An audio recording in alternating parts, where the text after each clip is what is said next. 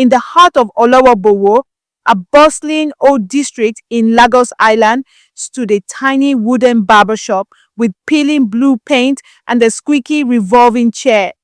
The barber, Baba Kamoru, was a quiet, wiry man with a crooked smile and an unsettling calmness in his eyes. His shop was always filled with young boys and men eager for clean fades, sharp linings, and cheap haircuts.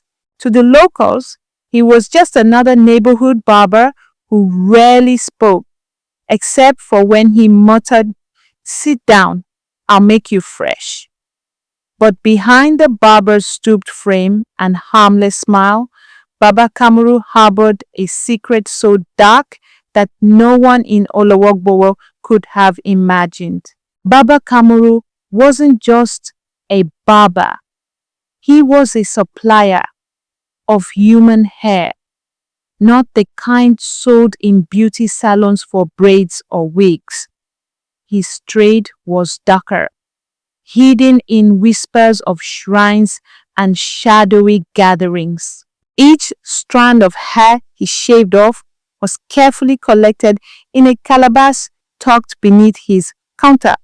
The clumps were never swept onto the floor or thrown in the bin.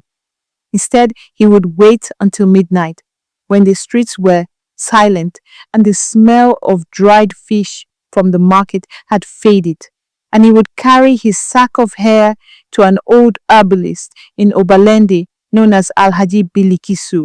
Hair, the herbalist claimed, carried the essence of the soul. When mixed with incantations and ground herbs, it could tie destinies, summon wealth, or ruin lives. And for every bag Baba Kamoru brought, Alhaji Bilikisu paid him in neat bundles of cash.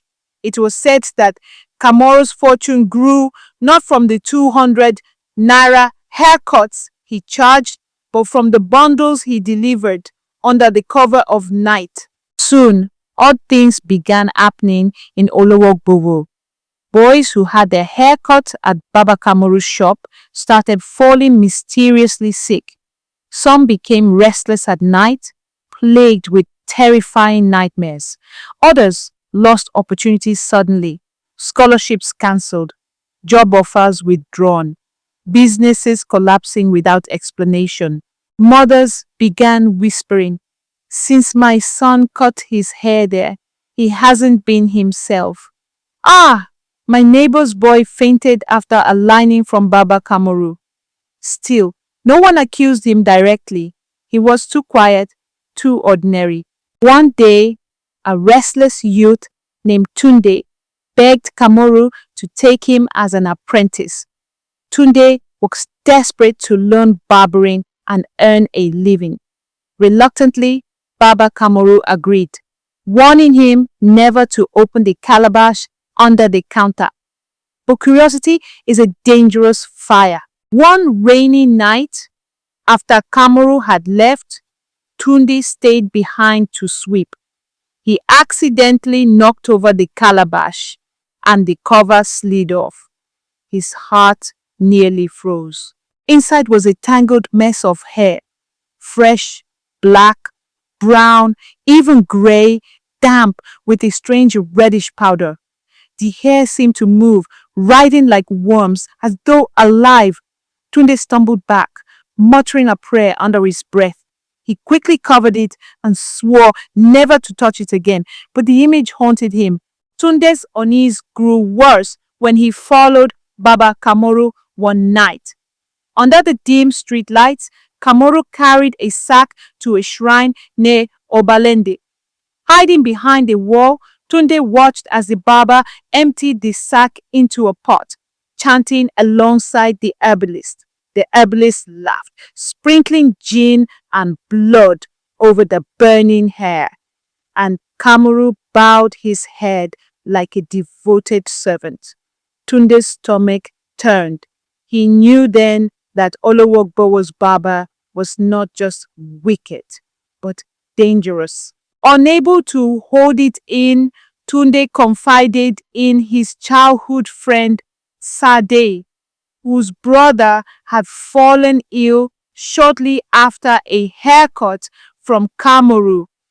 Together, they spread the word to elders in the community. At first, no one wanted to believe them, but when they stormed the barber shop one Sunday evening, they found the calabash.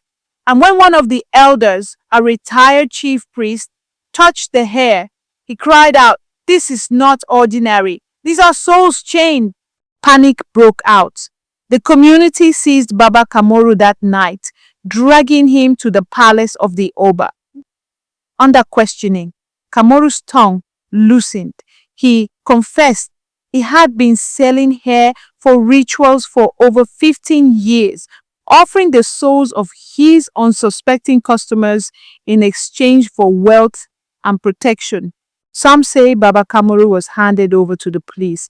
Others claim he vanished mysteriously from his cell, spirited away by dark forces he had once served. But the barber shop in Olowogbowo still stands, abandoned with cobwebs and broken mirrors. Parents warn their children never to play near it. And sometimes, at night, those who walk past swear they hear the buzzing of clippers, even though the shop has been locked for years. They say the spirits of the stolen hair are still restless, waiting for the barber who sold them. Hey, bestie, thanks for watching my story. What did you learn from this story? Kindly share with me your lessons in the comment sections. Give the story a thumbs up and share the story with your loved ones. Also, subscribe to this 𝐸𝐞𝐨 TV channel if you've not done so by now. Until I bring another story away.